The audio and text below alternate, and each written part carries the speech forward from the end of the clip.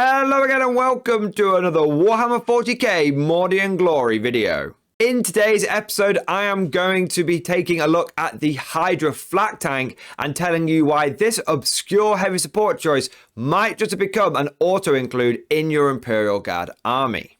The Hydra is a beloved tank in the Guard motor pool, but one that you rarely see on the tabletop because traditionally it has been way over-specialized. It is meant to be a dedicated anti-aircraft tank, one that is designed to pick flyers and skimmers out of the sky.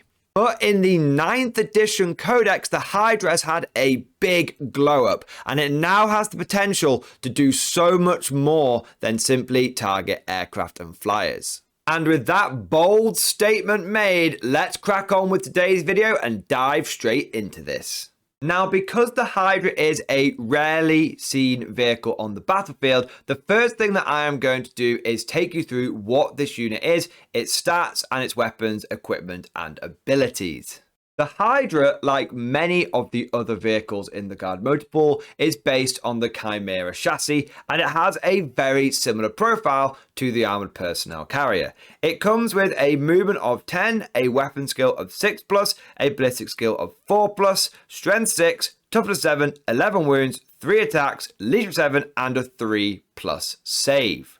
This is a pretty reasonable profile for an armoured vehicle in Warhammer 40k, especially when you take into account the points cost. It's not overly durable, but it's not a fragile vehicle. Toughness 7, 11 wounds, and a 3+ save will see you through a lot of firefights, but if you do lose it, it's not broken the bank.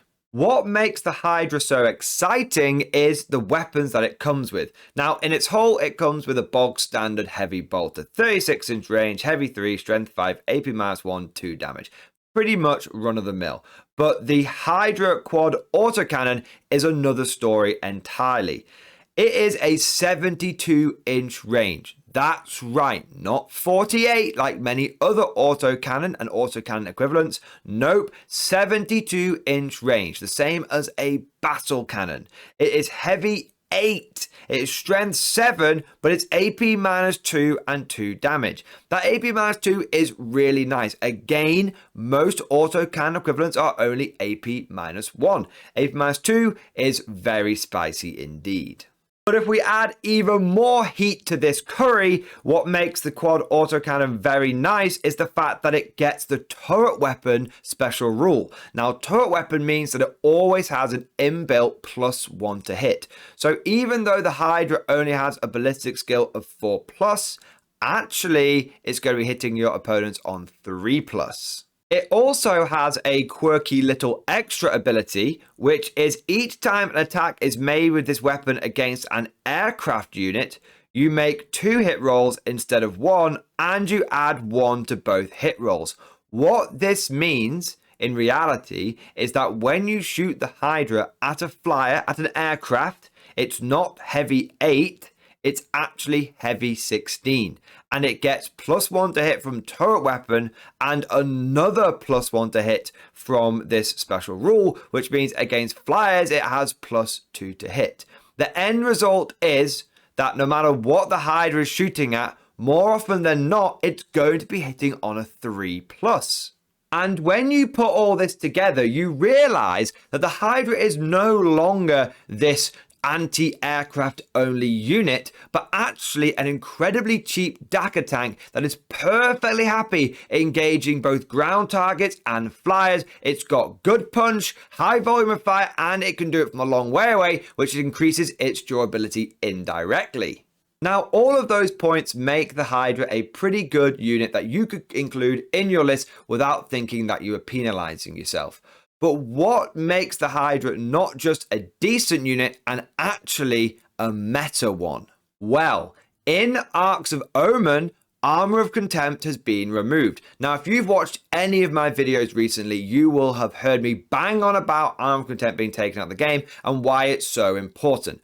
In case you have not seen one of those videos, or this is your first time watching my channel, essentially, Armor of Contempt was a rule that many power armored armies got, and remember, over half the factions of 40k have power armor or its equivalent, and what it did is it allowed power armored units to reduce the AP of incoming attacks by 1.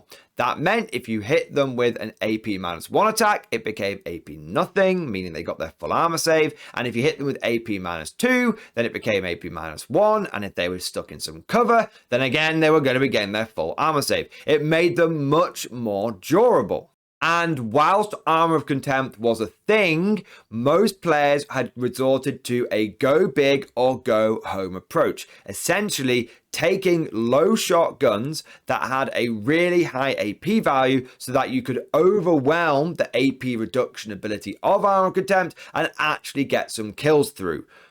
But Armor of Contempt has now gone. It is finito. It's been taken out of the game. And this means that those medium strength, medium AP weapons that have got AP 1 or 2 are absolutely back in vogue. In addition to these AP -1 and AP -2 guns being more relevant, we've also got the fact that Horde Marines are on the rise. In the new points cost and the new updates to Warhammer 40k, Marines got incredibly cheap. They got free war gear and points costs pretty much across the board. This was done by Games Workshop to make up for the fact that they had lost Armor of Contempt. So essentially Marines are way less durable, but they can get way more models on the battlefield now.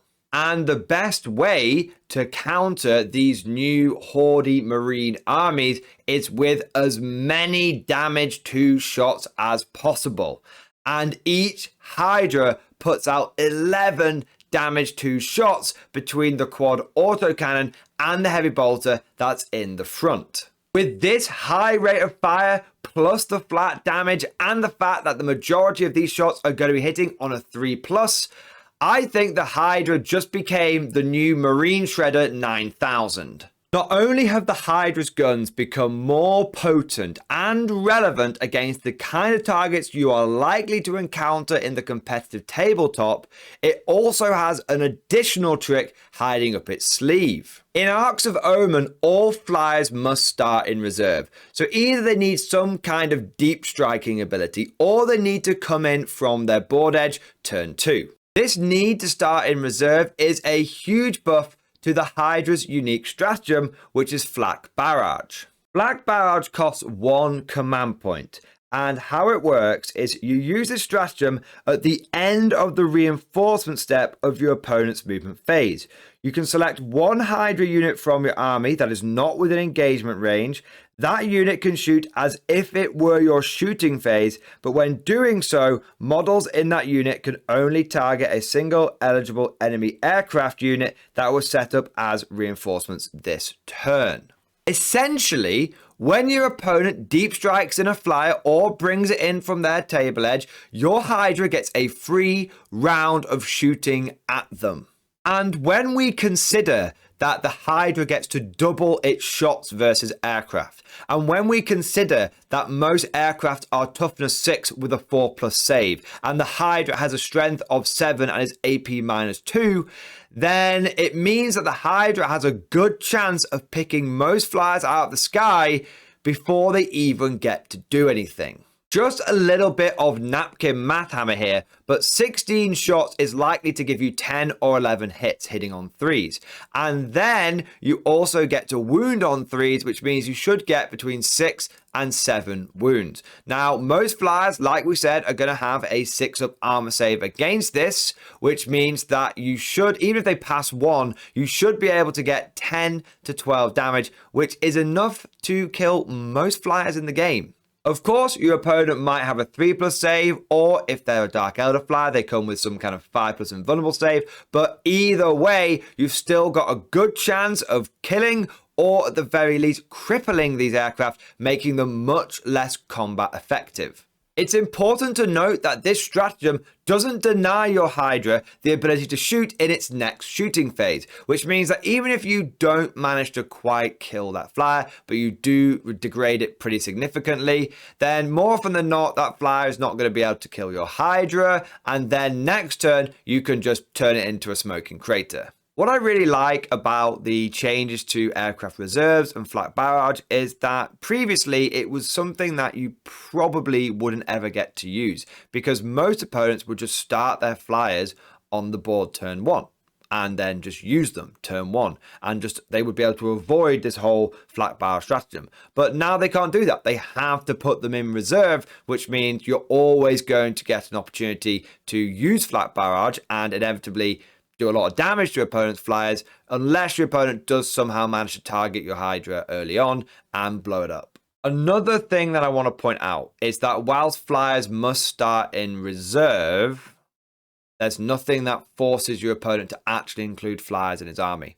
And there's a bit of indecision in the competitive community at the moment on whether flyers are going to be worth it or not. One of the most popular flyers at the moment is the Tau Sunshark Bomber, but now that flyers have to start in reserve and the fact that they can't drop their bombs until turn 3 now, that flyer is not really being considered by the Tau community anymore. There are many other flyers out there, but it's just one of those things where it may be that flak barrage just got a lot better, but it may be that flyers have become a little bit less meta.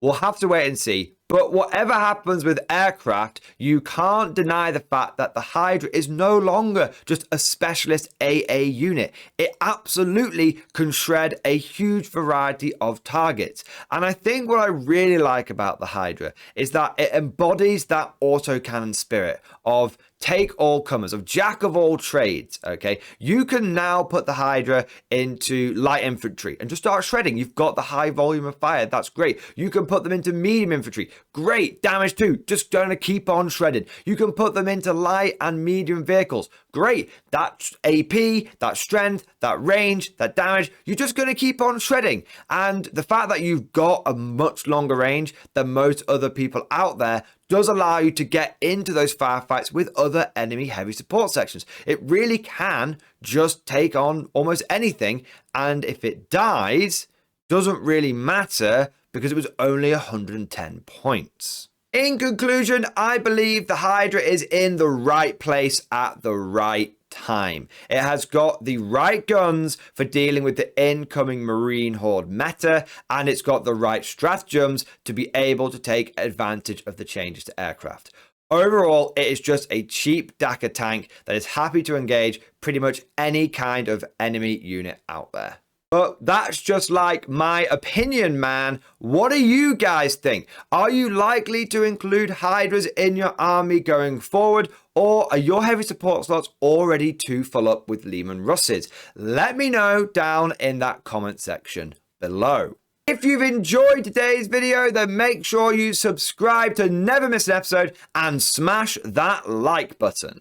If you've really enjoyed today's episode and you want to go the extra mile when it comes to supporting this channel, or you want to see more content like this, then please consider becoming a channel member or Patreon supporter.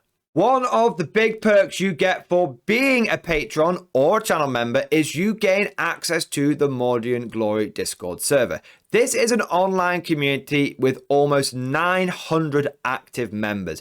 It's always popping off in the MG Discord. We're always chatting about tactics and army lists and strategies, hobbying and painting and conversions, and we've even got a pretty spicy meme section as well. And I'd just like to take a moment now to say a big thank you to all of the latest channel members. So thank you to Brandon Tran, Evolution of Gaming, Nathan Thomason, Alan Blunt, Trips Clips, Michael Vosberg, and Lee 9055. Thank you guys for doing your part. I also want to do a shout out to my latest Patreons as well. So a big thank you to Jonas Jalopy, Alan Blunt III, Dale Cromwell, Akasha Rekka, Red Morrison, Nate, and Janet Wicks. Thank you guys for your ongoing Patreon support.